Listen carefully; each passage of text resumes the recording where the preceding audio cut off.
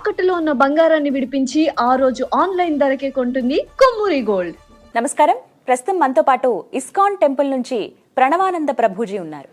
వారు గోవర్ధన ఇకో విలేజ్ ఆశ్రమంలో సేవ చేస్తూ ఉంటారు. అలాగే వివిధ మాధ్యమాల్లో కృష్ణ తత్వం గురించి, భగవద్గీత, భాగవతం, రామాయణం గురించి ప్రవచనాలు ఇస్తూ ఉంటారు. వారు ప్రస్తుతం సుమన్ టీవీ స్టూడియోలో ఉన్నారు. వారితో మాట్లాడదాం. ప్రభుజీ నమస్కారం అండి. హరే కృష్ణ. నమస్కారం అండి. ఇంతమంది గోపికలు ఉండగా రాధారాణి వారికే ఎందుకు ఇంత ప్రత్యేక స్థానం దక్కింది? ఎందుకంటే రాధారాణి యొక్క ప్రేమ అటువంటిది. హా, మూర్తీభవించిన కృష్ణ ప్రేమ రాధారాణి. కృష్ణ భక్తి స్వరూపం. భగవంతుడి పట్ల ప్రేమ అనేది ఎక్కడి నుంచైనా ప్రారంభం అవుతే అది రాధారాణి నుంచే ప్రారంభం అవుతుంది అనమాట. కాబట్టి వాళ్ళిద్దరి యొక్క శాశ్వతంగా రాధాకృష్ణులు ఇరువురిని ఆ యొక్క భక్తి, ఆ యొక్క ప్రేమ, ఆ యొక్క ఆస్వాదన రాధారాణి కృష్ణుడి పట్ల ఉంది. అక్కడి నుంచి ప్రతి జీవుడికి కూడా కృష్ణ ప్రేమ అనేది లభిస్తుంది అన్నమాట. కాబట్టి ఆవిడ అన్నిటికీ కూడా మూలం, భక్తి ప్రేమకి మూలం శ్రీమతి రాధారాణి. ఆవిడకి అటువంటి ప్రేమ కృష్ణుడు అంటే ఒక్క క్షణం కూడా కృష్ణ విరహాన్ని భరించలేదు శ్రీమతి రాధారాణి.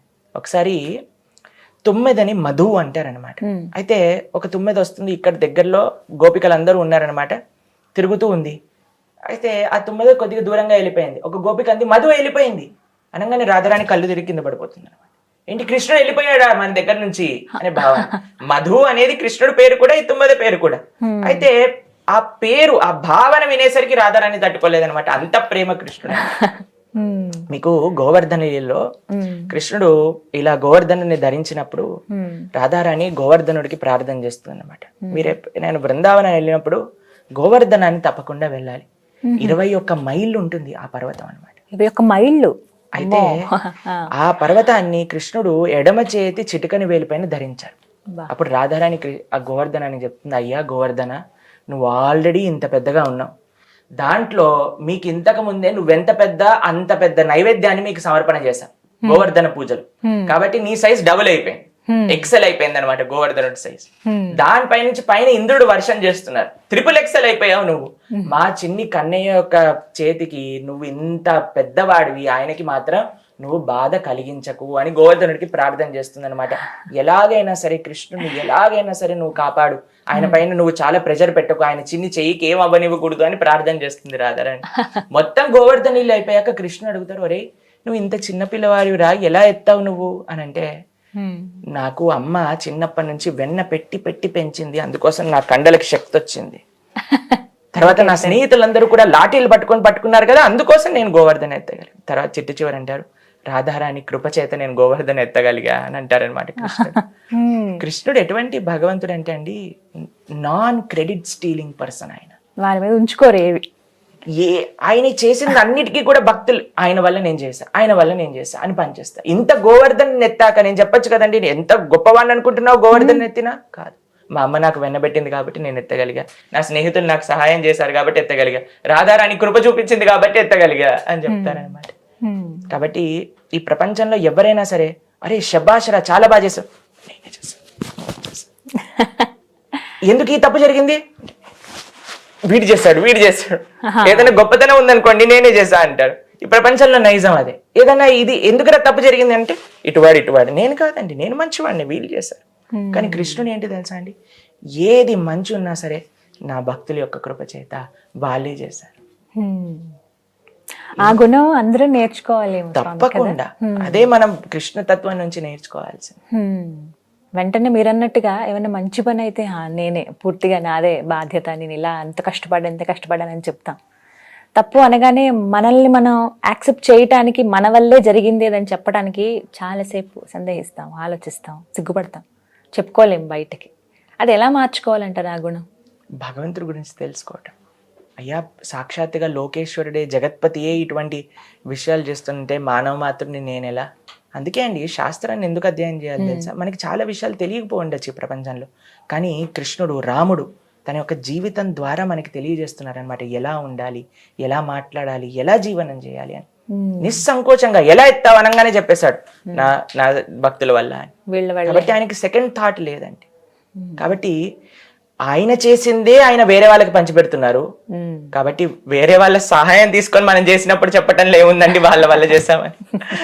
కాబట్టి ఇవన్నీ కూడా ఎంత మనం భగవంతుడి దగ్గరికి వెళ్తే అంత మనకి భగవంతుడి యొక్క గుణాలు కూడా రావటం ప్రారంభం జరుగుతుంది. అందుకే హరా అవభక్తస్య కుతో మహద్గుణ అని అంటారు భాగవతంలో. హరి యొక్క భక్తుడు కానప్పుడు ఎన్ని మంచి గుణాలు అన్నా సరే అది ఈ రోజో రేదో వెళ్ళిపోయేది. కానీ భగవంతుడి యొక్క భక్తులు ఉన్నారు. ఇప్పుడు చూడండి, మనం ఒక అయస్కాంతం దగ్గర ఒక ఇనుముని పెట్టినా సరే కొద్దిసేపటికి ఆ ఇనుము తీసుకొని వేరే ఇనుము దగ్గర పెట్టానుకో దానికి కూడా అయస్కాంత శక్తి వచ్చేస్తుంది. మీరు చూసారా, చిన్నప్పుడు మా టీచర్ ఎక్స్పెరిమెంట్ చేసి చూపించారు. ఎంత మనం భగవంతుడి దగ్గరకు ఉంటే అయస్కాంతం యొక్క శక్తి ఇనుముకి ఎలా వస్తుందో అలా భగవంతుడి యొక్క గుణాలన్నీ కూడా జీవుడికి కూడా పడతాయి అన్నమాట. అప్పుడు మనం భగవంతులు అయిపోయామని చెప్పి మనం అలా వెర్రవేగ. జీవుడు ఎప్పుడు కూడా భగవంతుడు అవ్వలేరు. జీవుడు ఎప్పుడు కూడా భగవంతుడి యొక్క సేవకుడు మాత్రమే. జీవేర స్వరూపహోయ్ కృష్ణేర నిత్య దాస్. మన స్వరూపమే భగవంతుడికి సేవ చేయటం. ఆయన యొక్క మంచి గుణాలన్నీ కూడా. ఇప్పుడు జీవుడికి భగవంతుడికి ఏం తేడా ఉందో చెప్తాను మీకు. ఒక కేజీ బంగారం ఉందండి. ఆ కేజీ బంగారం నుంచి కొద్దిగా బంగారం తీసుకొని ఒక ఉంగరం చేశాను. ఇప్పుడు ఈ కేజీ బంగారానికి ఈ ఉంగరానికి డిఫరెన్స్ ఉందా? వాళ్ళిద్దరు సేమా? చెప్పండి, మీరేమంటారు? డిఫరెన్స్ ఉంటుంది. డిఫరెన్స్ ఉంటుంది. ఏ విధంగా డిఫరెన్స్ ఉంటుంది అని అంటే, ఆ బంగారం ముద్ద పెద్దది, ఈ ఉంగరం చిన్నది సైజ్ ప్రకారం, కానీ తత్వం మాత్రం సేమే కదా. అలా భగవంతుడు సచ్చిదానందమే, జీవుడు ఆత్మ కూడా సచ్చిదానందమే, కానీ ఆయన పెద్ద, మనం చిన్న. కాబట్టి మనం భగవంతుడికి సేవ చేసుకోవాలి. అందుకే ఆచార్యులందరూ కూడా ఇదే విషయం చెప్పారు. గోపీభద్రు పదకమలయో దాస దాస దాస దాసాను దాస. భాగవతంలో మనం చూసాం అనుకోండి, ఎవ్వరు ఏ భక్తుడైనా సరే, కుంతి, భీష్మ, ధ్రువ, ప్రహ్లాద, పృథు, వృత్రాసురుడు అనే ఒక రాక్షసుడు అండి, ఆయన కూడా ఏమడిగారు తెలుసా? దాసానుదాసో తవ పాదైక మూలం. నీ యొక్క పాదాలకు దాసుడి యొక్క దాసుడిని అవ్వాలి అని ప్రార్థన చేస్తారు. కాబట్టి జీవుడి యొక్క స్వరూపమే భగవంతుడికి సేవ చేయటం. భగవంతుడి యొక్క సాంగత్యంలో భగవంతుడి యొక్క మంచి గుణాలన్నీ కూడా వస్తూ ఉంటాయి. ఈ ప్రపంచంలో చూడండి, ఎవరి దగ్గర కూడా అన్ని మంచి గుణాలు ఉన్నాయి అని చెప్పలేం. మాతో చెప్తుంటారు, ప్రభుజీ చాలా మంచివాడు ప్రభుజీ, కొద్ది కోపం ఎక్కువ ప్రభుజీ. ప్రభుజీ ఈయన కోపం అస్సలు రాదు, కొద్దిగా పిసినారి ప్రభుజీ. ఎవరి నుంచి చెప్పినా సరే మనకి ఇలా చెప్తూ ఉంటారు కదండి, ఏదో ఒక లోపం ఉంటుంది. కానీ భగవంతుడు ఏ లోపం లేనివాడు. ఎవరైనా ఈ ప్రపంచంలో ఉంటే అది భగవంతుడు మాత్రమే. అయితే ఆయన సేవ చేయటం ద్వారా, ఆయన దగ్గరకు ఉండటం ద్వారా ఆయన యొక్క గుణాలన్నీ కూడా మొత్తం రావు, ఇసుమంత వచ్చినా సరే మనం ధరించిపోతాం. కానీ చాలా మందిలో చూస్తూ ఉంటాం కదా, ఇప్పుడు ఉన్నటువంటి ఈ స్ట్రెస్ఫుల్ లైఫ్ ఏమో తెలియదు కానీ చిన్న చిన్న వాటికి కోపం వచ్చేస్తూ ఉంటుంది. తర్వాత అనిపిస్తుంది, దీనికి అంత మనం కోప్పడాల్సిన అవసరం ఉండేది కాదేమో, అనవసరంగా తొందరపడ్డామేమో, వాళ్ళు అనవసరంగా 2 మాటలు అన్నామేమో అని అనిపిస్తూ ఉంటుంది.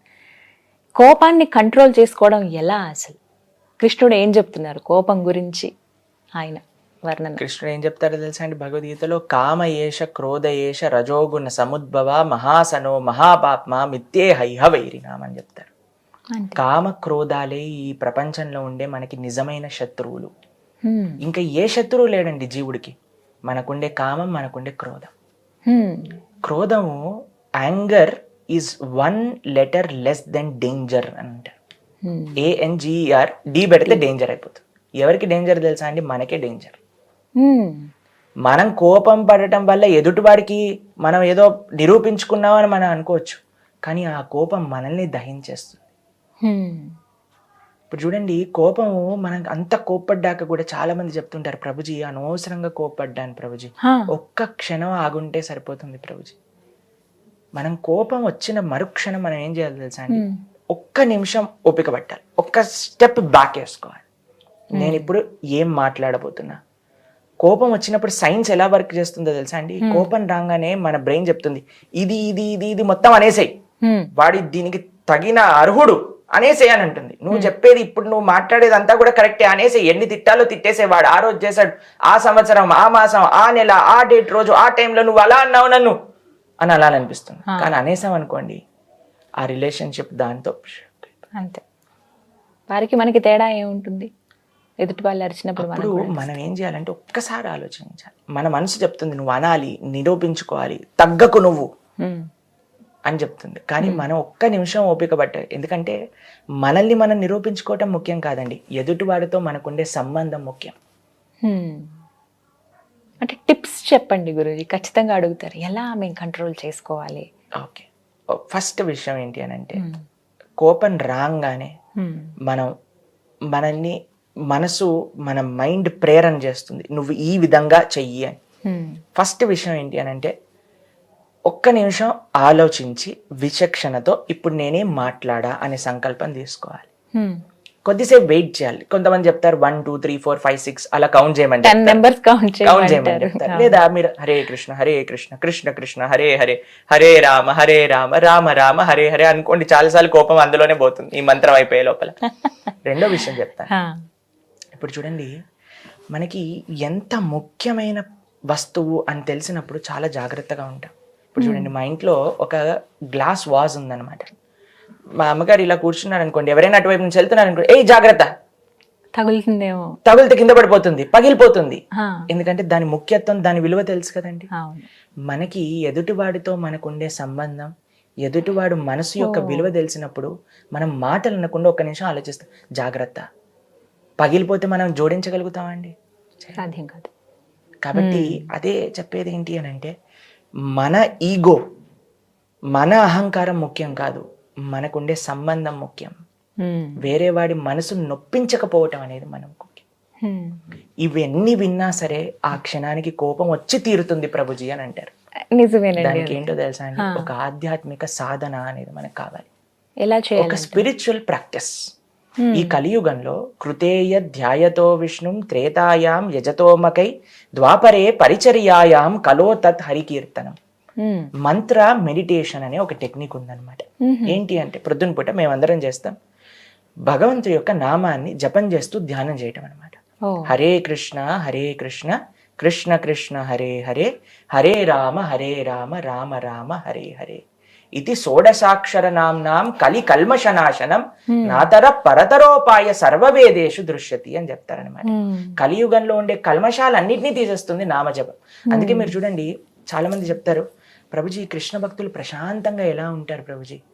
మీరు ఏ సాధన చేస్తున్న వాళ్ళైనా, ఆధ్యాత్మికంగా రిలేటెడ్ ఉన్న వాళ్ళైనా ప్రశాంతంగా ఉంటారు అని అనిపిస్తుంది. చాలా మంది చెప్తారు, ప్రభుజీ భక్తుల్ని చూస్తే వాళ్ళు ఏదో లోకం నుంచి దిగొచ్చినట్టు ఉన్నారు ప్రభుజీ, ఈ మనుషుల్లా లేరు ప్రభుజీ అని అంటుంటారని. ఎందుకంటే వాళ్ళు చేసే సాధన,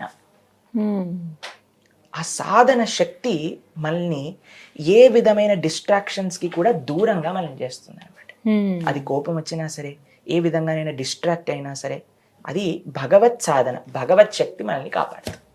ఓవర్కమ్ చేయగలమంటారు ఖచ్చితంగా. అది అలవాటు అవ్వాలా మనకి? కొన్ని రోజులు పడుతుందా, కొన్ని నెలల? ఎలా? మీకు చిన్న ఉదాహరణ చెప్తాను. ఈ ధోతి చూసారా మీరు, తెల్లగా ఉందా అండి?